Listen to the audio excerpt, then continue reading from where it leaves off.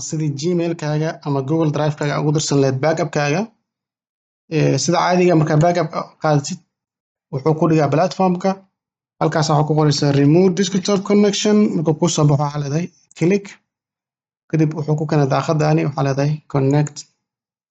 markuu wareegso daaqada uu ka baxo wuxuu ku geenayaa daaqad kale oo loo yaqaano desktop-ka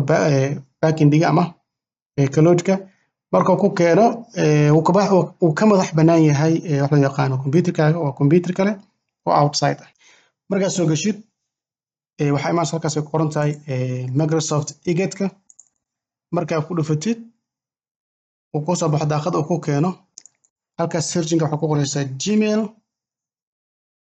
Gmail-ka wuu baran yahay wuu isoo qabtay automatic uu haystaa markaas uu haysto halkaas ay ku qoran tahay Google Apps-ka ku dhufanay halkaas ay imaanaysa ay ku qoran tahay Drive